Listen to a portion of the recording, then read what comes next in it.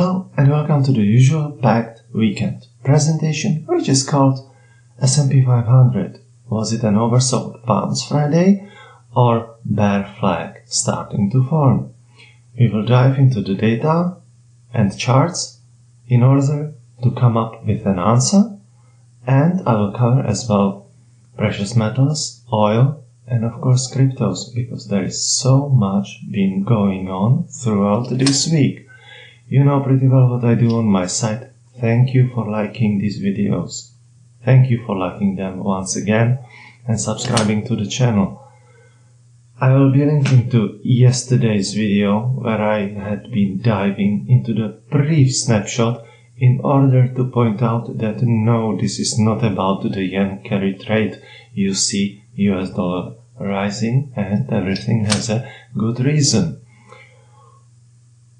Same goes for yields retreating. Friday's data brought us core PCE, which was no surprise, personal income up, personal savings down, and it quite reflects the latest University of Michigan, that was prior Friday, and Consumer Board, that was Tuesday, consumer confidence data, which had been sending already conflicting messages as regards economic prospects and inflation. Is it going to be slowing down or more than sticky, starting to raise its ugly head again? And there was a distinction along the political lines, which I'm describing in this caption too. So, which target could those yields be aiming to touch? 10-year, I mean. Purely technical one would be between 410 and 415. However, the way things are shaping up, I do favor at the beginning of next week the, spoiler alert, oversold bounce to be continuing, and that means that yields, in my view, are to somewhat drift higher of Friday's level. What else could I tell you? We had seen very interesting developments in S&P 500 with tentative signs of bottoming already present Tuesday, and even more so Thursday before the open, when Nvidia earnings and their beat started to matter again, and semiconductors were up, and what was the party crasher? Tariffs announcement. So that was for yields. Note that they had been retreating while the US dollar had been rising. It is a little bit unusual, however, given the political uncertainty and what we are seeing in terms of liquidity, global liquidity as well, it's not been all that surprising.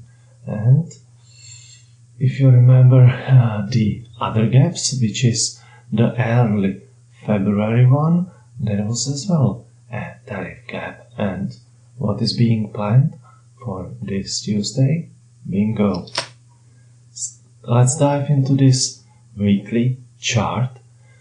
And exactly a week ago, I warned about the bearish engulfing candle on the weekly chart of S&P 500 and deterioration consequences these followed. We had been witnessing quite a stagflationary wave. Some call it growth scare, you can call it recession on the horizon. The subject is the same. Consumers are worried about the future. It shows as well on the higher income ones. And we are seeing how to say it, job market deterioration, which was what I had been expecting to hit with Thursday's unemployment claims, and they were basically only 8,000 below the psychological level of 250,000. And it's not just a matter of tariffs, which had been driving record imports. The tariffs uncertainty, we had seen quite a few dips, intraday ones, meaningful ones, that did strike into the S&P 500 tentative bottoming process. And it was Thursday's tariffs and Friday the much publicized Oval Office verbal fight.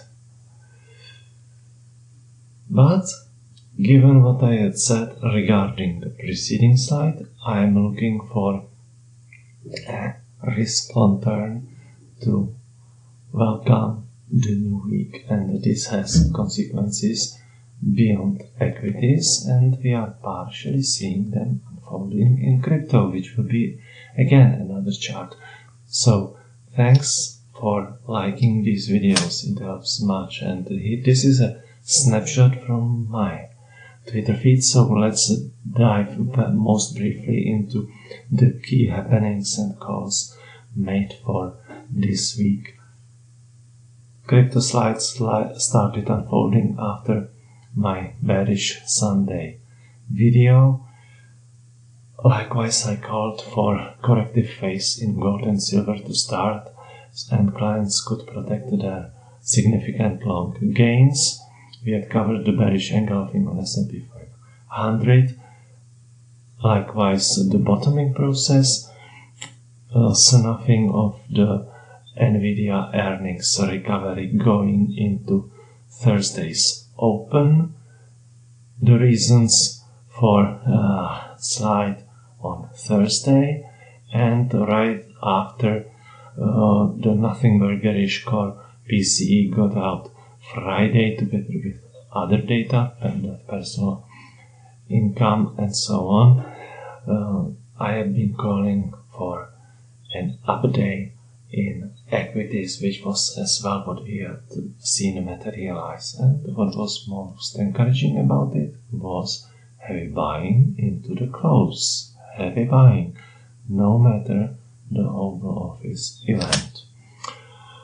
Another tweet just to remind you that this is what's driving the uncertainty. Not just 25% Mexico, Canada, 10% more on China, and 25% on Europe. Now these geopolitical wildcard implications and pretty fast moving geopolitical chessboard, maybe even faster than in 1990, 1991. So I want to point out that this is not about the growth scare, recession fears, stagflationary fears. It is purely a function of tariffs uncertainty and scarce liquidity and the dollar hoarding that is leading to the overall quite risk-off and fearful with risk-off, I mean a significant downside tail risks. It does not mean that they would materialize, or it does not hint about their timing. However, it hints that these exist, and one more tariff escalation can significantly change the charts the way it had been doing in prior weeks. And it's not about the tax policy uncertainty, it's about tariffs uncertainty and what I had been talking approximately 2 weeks ago, the Mar-a-Lago Accord, which would lead to lower rates on US debt, which is a very significant development, in my view, on par with both the Bretton Woods at the close of World War II and as well of the Plaza Accord in 1985. These are very significant events for the global financial system, and this helps you explain and digest how is it possible that yields can be retreating while the dollar is rising. It makes sense, and it makes basically sense from the point of view of Trump administration. Let's clean the house very early in the term and start afresh while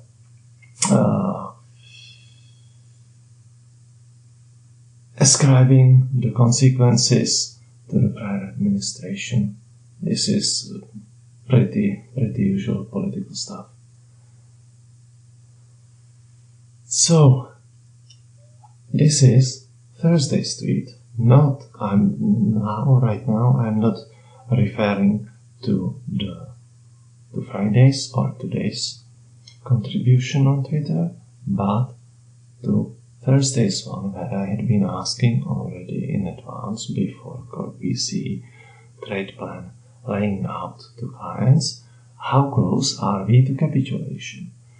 So, and for clients I've been diving into several metrics when it comes to percentage of stocks trading above the 50-day or various frequencies, various periods of moving averages, and as well the sectoral leadership, which we will revisit in a couple of following slides. So much for the volatile bottoming process in S&P 500, and this is the view on the daily chart. Sure, it does not look as a typical bear flag, but what is not yet present on this chart can be present over the next couple of days. So it's a matter of where we see the resistance forming. Compare though the volume, and this is sending a certain contradictory to bear flag message. So fine-tuning with the 4-hour chart, you can see that S&P 500, through the broadening breadth, all at the expense of Max 7 stocks, with financials leading, financials that have been in a sense underperforming since the great financial crisis. And that means they have quite significant catching up to do from the very long term perspective. So we see these coming above already both signal lines of the Ichimoku trading indicator and trading system, and as well improving MACD histogram and force index. So these are overall quite optimistic signs going into Monday. Nasdaq is in a somewhat different position, and this chart clearly reveals its underperformance, as it's above neither of the two mobile resistances that are drawn on this chart. Diving into the hourly and fine-tuning from this point of view, very clear buying into the close and shaking of the Oval Office event mentioned already. We are back above the level which still carried some doubt from the intraday perspective on Thursday and as well on Wednesday. And in my view, it will be overcome going into Monday. This is the daily view of sectoral performance, and it's pretty risk-on, yeah, but you see tech doing okay-ish, not leading the most.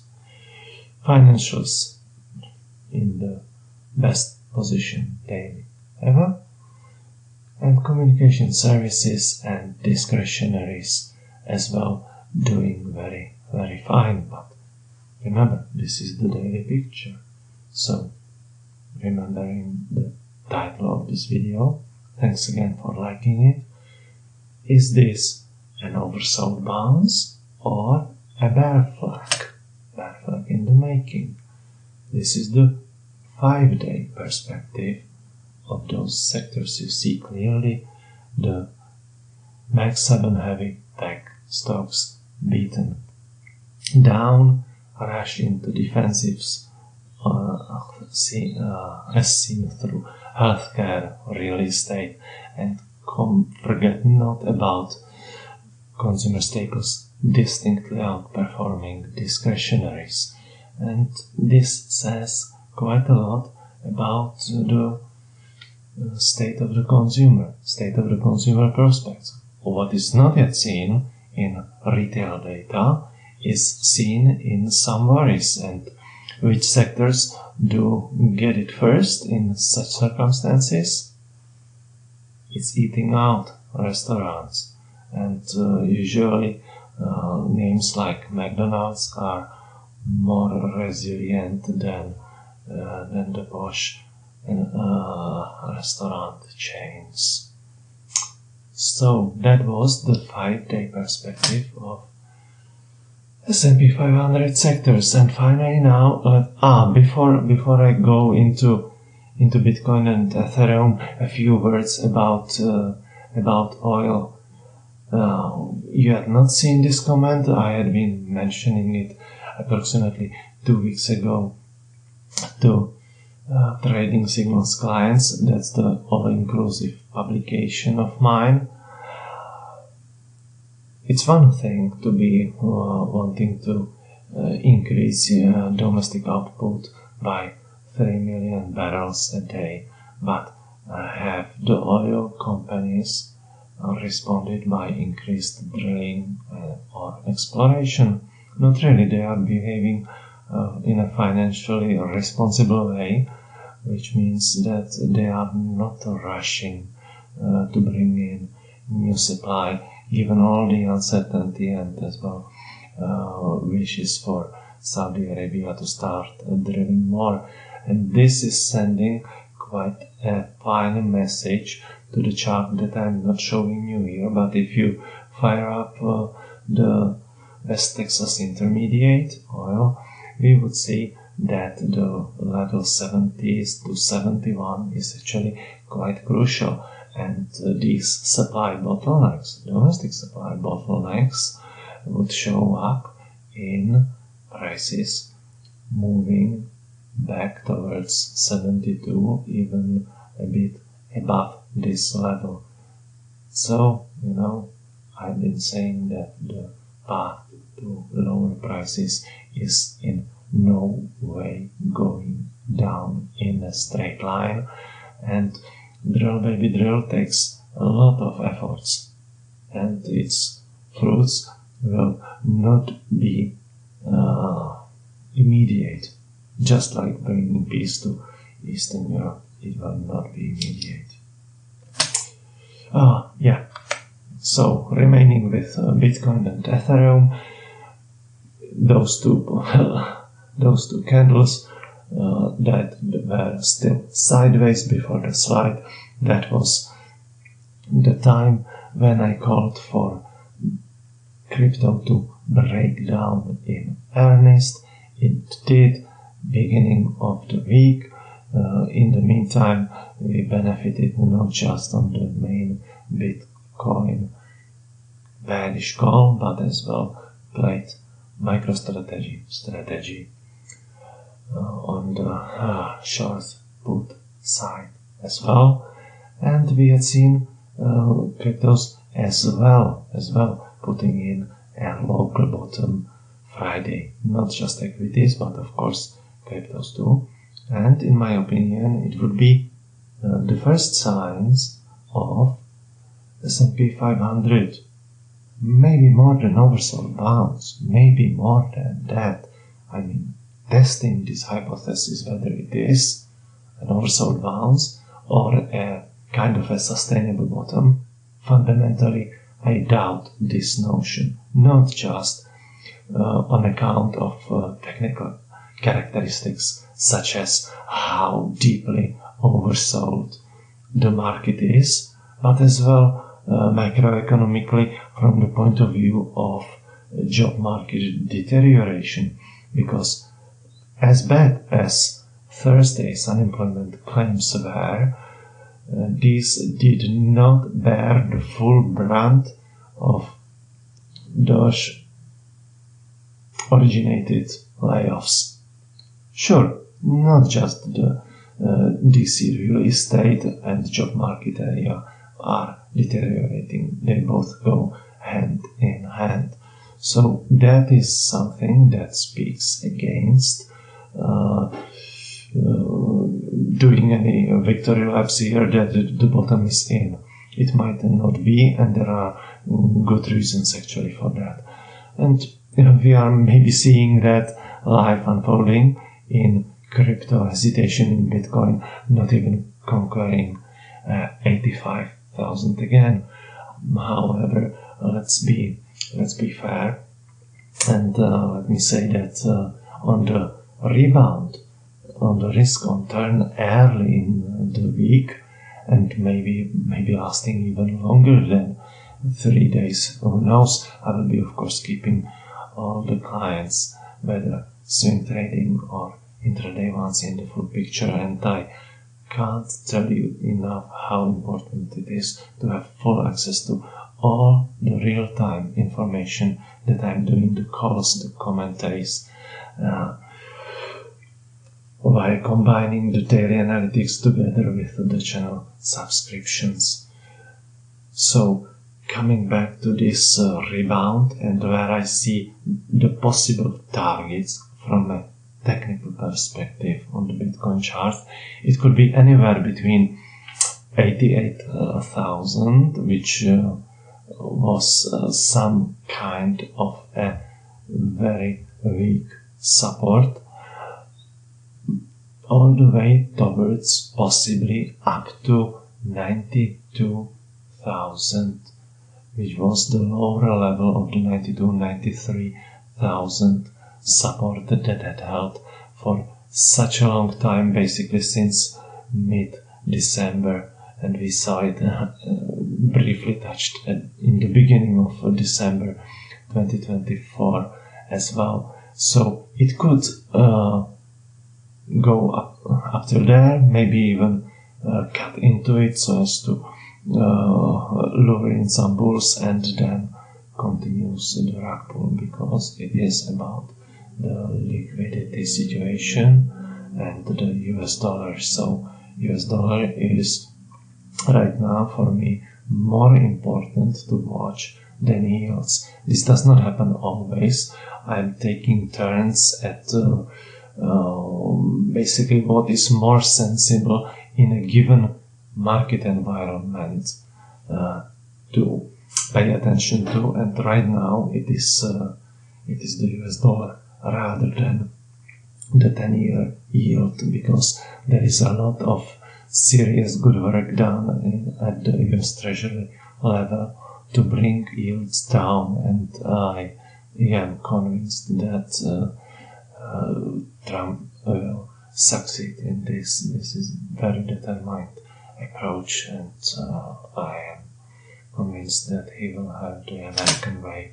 And diving into this MicroStrategy chart, you see quite a hesitation. These are of course only Friday closing prices, but it does not seek to anyhow amplify the Bitcoin move, and for good reasons. So yeah, long term I cannot yet be bullish MicroStrategy. Thanks again for liking this video. It's the usual very extensive weekend one, where I seek to present the full picture of what I see unfolding in the week ahead. My join page will help you select what's right for you based on what and how you trade. and I have already discussed several times at the start of the month, so take advantage of the full extent of what I do for clients, including very direct access one-on-one to me on Telegram, where I will help you to as best as I can and as fast as I can.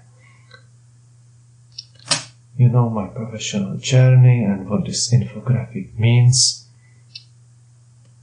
Obligatory disclaimer, and have a smashing weekend. Rest well and talk soon again.